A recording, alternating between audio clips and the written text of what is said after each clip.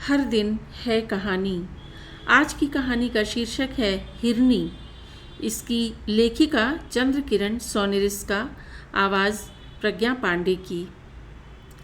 काली Italian का बारीक लाल गोटे वाला चूड़ीदार पैजामा और हरे फूलों वाला गुलाबी लंबा कुर्ता वह पहने हुए थी।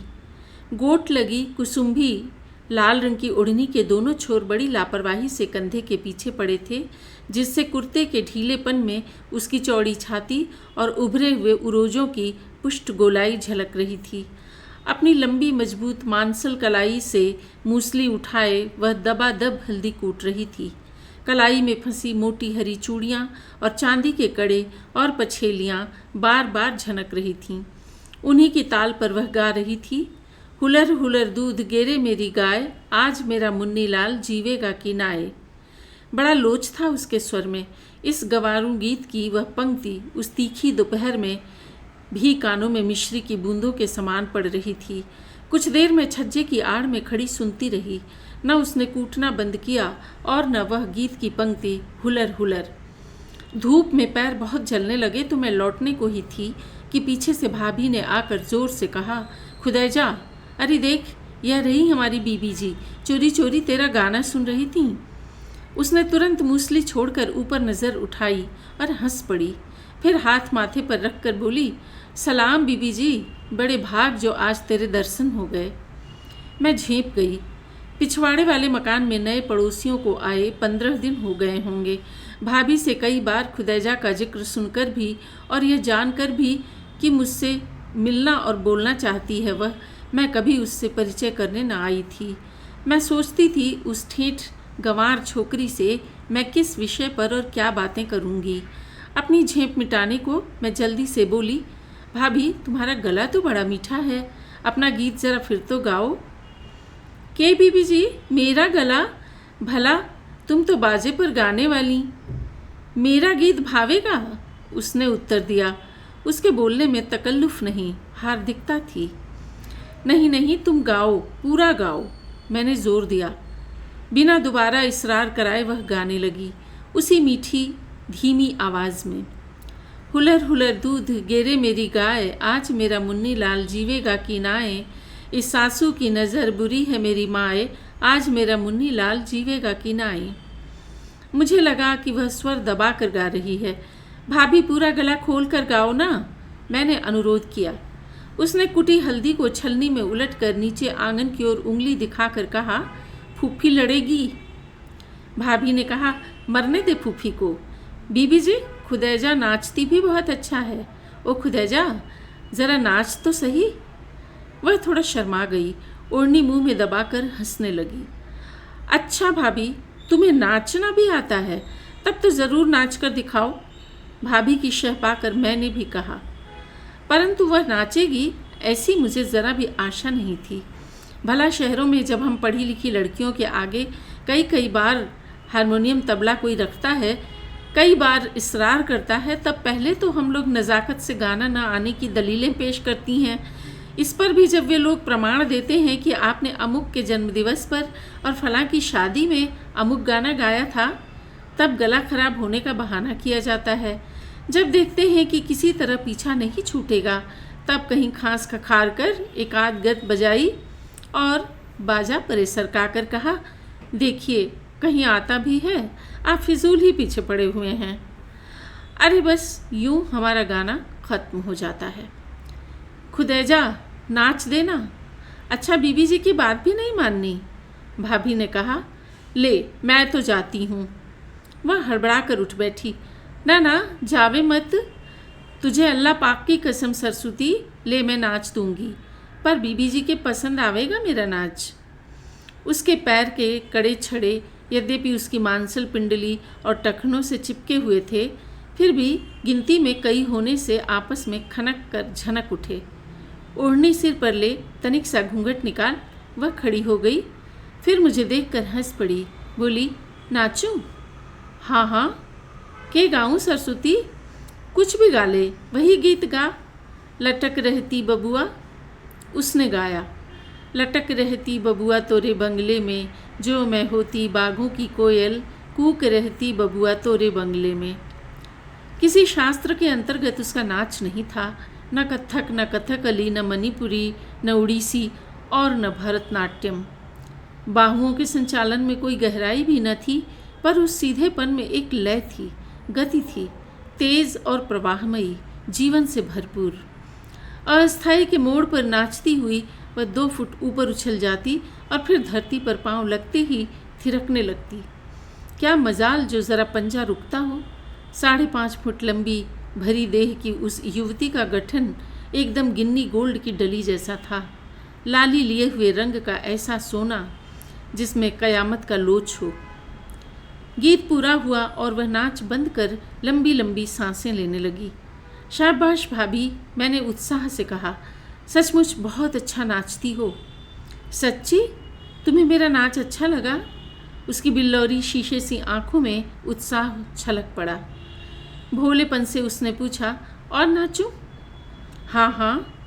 छज्जे की आड़ में भी मेरे पांव जले जा रहे थे, फिर भी नीचे जाने को मन न होता था। उसने दुपट्टे से मुंह का पसीना पोंछा और पैर से ठुमका लिया ही था कि नीचे से किसी ने धीमी पर तीखी क्रोध भरी आवाज़ में कहा, ओ घोड़ी, कूदना बंद कर दे, शफीक का अब्बा आ गया है। खुदाजा के पांव रुक गए, जैसे किसी तेज चाल में घूमते हुए लट्टू पर कोई अचानक हाथ रख दे। मुंह पर उदासी की छाया सी आ गई, किंतु भाभी से दृष्टि मिलते ही वह मुस्कुरा पड़ी और बोली, देखा, मचने लगा ना शोर। फूफी का बस चले तो मुझे बकस में बंद करके रखे। फिर होठों में ही किसी गीत की कड़ी गुनगुनाती हुई वह ओढ़नी के पल्ले से मुंह पर हवा करने लगी। नीचे से सीढ़ियाँ चढ़ती हुई उसकी सास कहती आ रही थी, खुदैजा, तूने ते सारी हया शर्म घोल कर पी डाली। अरे तू क्या नटनी की धी है? कंजरियों की तरह हर वक्त गाती रहती है, बेहया कहीं की। खुदैजा चमक पड़ी।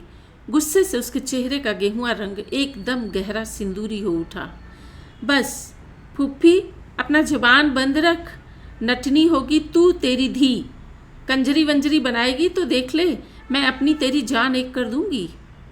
या परवरदिगार, फूफी ऊपर आ चुकी थी। आसमान की तरफ दोनों हाथ उठाकर बोली, अल्लाह का कहर पड़े तेरे ऊपर। खुदा करे तेरे भाई की मैयत निकले। तूने हमारे ख़ानदान की नाक काट ली। मेरे शफीक के लिए तू ही धरी थी। हाय अल्लाह, कैसी जुबान दराज है। जी चाहता है जुबान खींच लूँ इसकी। और फूफी तब नाक के स्वर में रो रो कर अल्लाह को पुकारने लगी। मैं भाभी का हाथ पकड़कर उन्हें खींचती हुई नीचे ले आई। तिरस्कार से मैंने कहा, यही है तुम्हारी सहेली। भाभी ने चिढ़ कर कहा, सहेली का क्या कसूर बीबी जी? तुम्हें ही अगर कोई जेल खाने में बंद करके बाप भाइयों को गालियाँ दे तो कहाँ तक सुनोगी? वह तो रोहतक के किसी ठेठ गांव की लड़की है। शहरों के मुंह में राम बगल में छुरी वाली सभ्यता तो जानती नहीं। उसे तुम तू कहोगी तो तू सुनोगी भी। वैसे दिल की इतनी अच्छी है कि ज़रा सा किसी का दुख नहीं देख सकती। गरूर मिजाज तो वह जानती तक नहीं। और भाभी कुछ अप्रसन्न सी होकर बाहर चली गई। दूसरे दिन सिर धोकर बाल सुखाने मैं पिछवाड़े के छज्जे पर गई। खुदैजा को देखने का लोभ भी इसका एक कारण था। वह अपनी देहरी पर बैठी कुछ सी रही थी, साथ ही कोई गीत भी गुनगुनाती जा रही थी। मैंने हल्के से खांसा। आहट पाकर सिर उसने ऊंचा किया। मुझे देखते ही उसका मुंह प्रसन्नता से गुलाब की भांति खिल उठा। फौरन हाथ माथे पर रख कर बोली, सलाम बीबी जी, राजी तो हो? सलाम, मैंने जवाब देकर पूछा, क्या सी रही हो? के बताऊं बीबी जी, बेचारी फूफी के हाथों में तो खुजली हो रही है। अल्लाह हमारा ऐसा रोग है कि आदमी अपने हाथ से खा भी न सके। उसका पैजामा फट गया है, उसी में टाँके लगा रही हूँ। मुझे कल की घटना याद हो आई। धीरे से पूछा, मेल हो गया सास से? खुदैजा हंसी, बोली, सास बहू की के लड़ाई बीबी जी, पर मने कोई गाली दे हैं तो बस मैं तो ऊपर से तले तक बल उठूँ हूँ। पर भाभी, इन लोगों से तुम्हारी पटती नहीं। तुम्हारे बाप ने तुम्हें क्यों शहर में ब्याह दिया? खुदैजा का स्वर कुछ बोझिल हो गया। बोली, बीबी जी, मेरा बाप तो गरीब आदमी है। अब्बा ने मने कहीं गांव में देख ली थी, सो मेरे चाचा से मांगी। वो सीधा आदमी बातों में आ गया। उसे के खबर थी कि शहरों में घर जेल खानों जैसे होवे हैं। तुम्हारे गांव में क्या पर्दा नहीं होता था? मैंने पूछा। बीबी जी, पर्दा वहाँ करें जहाँ पाप बसता हो। गांव में सब बहन बेटियाँ समझे हैं, पर्दा करें तो फिर खेत क्यार का काम कैसे चले? तभी तुम्हें इतने गीत याद हैं? मैंने मजाक किया। घर घर गाती हुई घूमती होगी।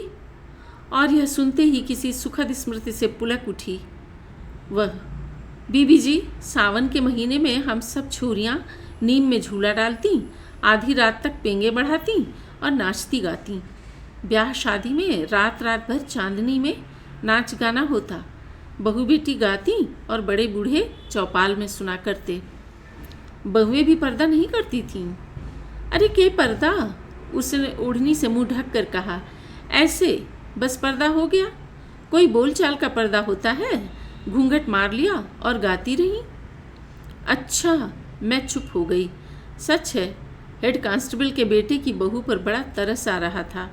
बेचारी बड़ी बुरी फंसी थी। बीबी जी, एक गीत गाऊं?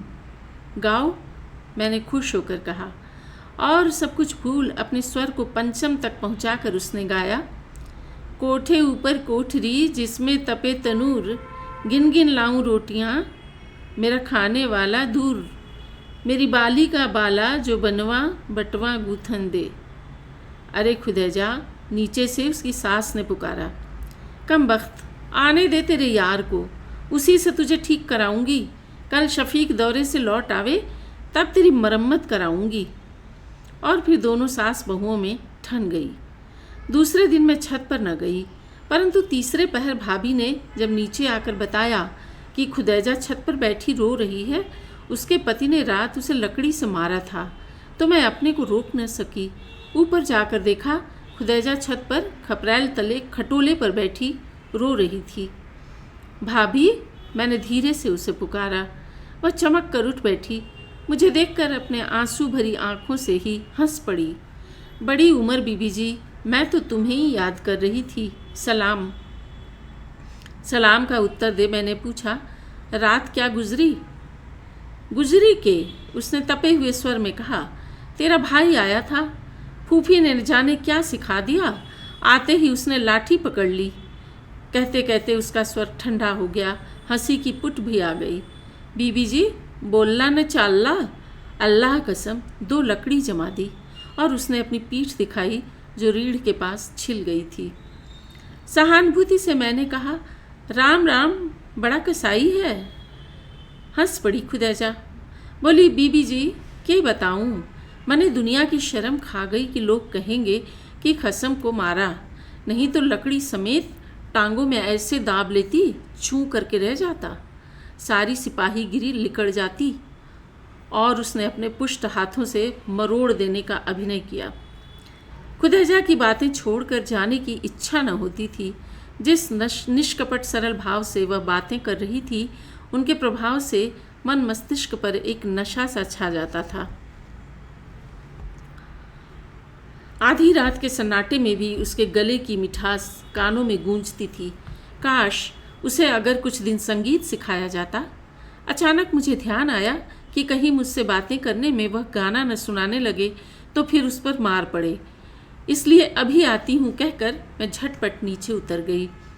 आते आते सुना कि वह पुकार कर कह रही थी, अल्लाह की कसम बीबी जी, जल्दी आइयो, ज़रा अपना बाजा भी उठा लाइयो, मैं भी देखूं कैसे बजे हैं। कई दिनों से मेरी भाभी बीमार थीं और छोटी भतीजी कुसुम भी अचानक सर्दी खा गई और तेज़ बुखार हो गया। पास पड़ोस से स्त्रियां उन्हें देखने पूछने आती रहती थीं। घर का काम सब मेरे ऊपर था। इसी से सैर करने जाना तो दूर, छत पर जाना भी नहीं हुआ। खुदैजा ने कई बार अपने नन्हे देवर को भेजकर बुलवाया कि मैं तनिक देर को छत पर आ जाऊं, पर इच्छा होने पर भी न जा सकी। चिराग जले उसकी सास बुर्का ओढ़कर छोटे लड़के को साथ लेकर आई। लड़के द्वारा पहले पूछवा लिया था कि घर में कोई मर्द तो नहीं, तब बेचारी कमरे में घुसी। कैसी तबीयत है बहू? अब तो ज़रा ठीक हूँ, भाभी ने कहा। आइए बीबी जी, ज़रा कुर्सी दे जाना। सच मानो बहू, खुदैजा पर तो तुमने जादू कर दिया है। फूफी कुर्सी पर बैठकर बोली। जब से सुना है मछली सी तड़फ रही है। वह मुर्दो तो बुर्का उठाए चली आ रही थी, मुश्किलों से रोका। तुम जानो बहू, हम लोगों में हिंदुओं की तरह चादर बगल में दबाई और घर घर घूमने चल दिए वाली बात तो होती नहीं। जो ऐसा करती हैं वे बदनाम हो जाती हैं।